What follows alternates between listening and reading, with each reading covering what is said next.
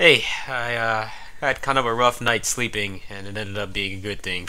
Because for starters, I got into the closers beta pretty much right when it started. I claimed my names and everything. And then I saw a bunch of tweets from a bunch of people about some news from Kobayashi about Basara. And I'm sure you know if you've been in the Basara community, or at the very least you follow their social media. Pretty much any time you see the word Basara on social media, it's always about the stage plays, which I hear are pretty cool. I had one sanitarium actually sent me a rip to the DMC versus Basara one, but if you're into the games, then that information is basically useless to you because unless you live in Japan, you can't go see those stage plays. So it's been pretty depressing in the community for a while. But basically, what Kobayashi said is that they're going to announce something next year when the time is right.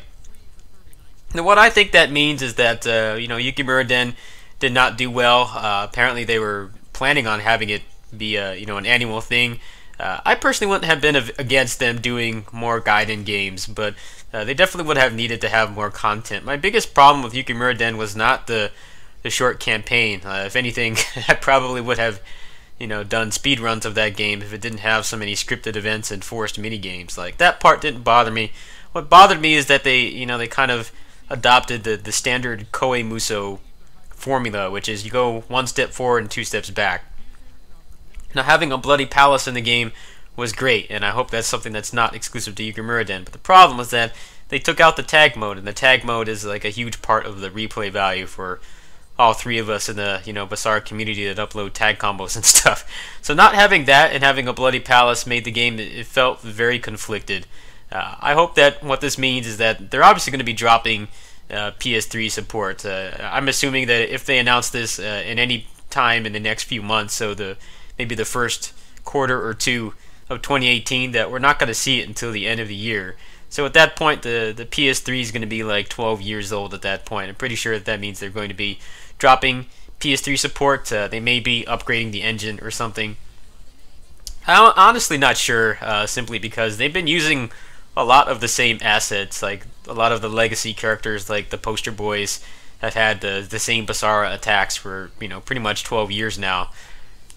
So I'm not really sure what that means. I think that means that they're probably just going to skip the Gaiden stuff, and maybe they will just go straight into a fifth game or fifth installment, and maybe they'll do the Gaiden games after that. I think it was cool to kind of focus on the characters and give them new movesets and kind of do some experimentation with new gameplay elements and mechanics, but I don't think Yukimura-den was the right way to do it. The campaign was pretty lackluster. You could pretty much beat that campaign in one sitting if you had a couple hours to play.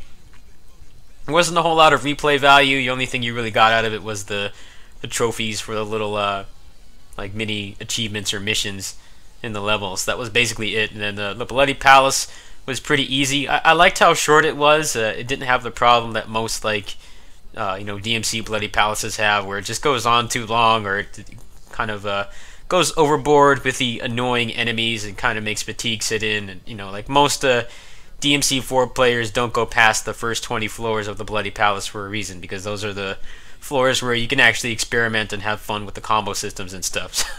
So I liked that it was short, it was focused. I just didn't like that it didn't have the tag mode. I would probably still play that game a lot more if it wasn't missing core mechanics. The customization system as well was very lacking.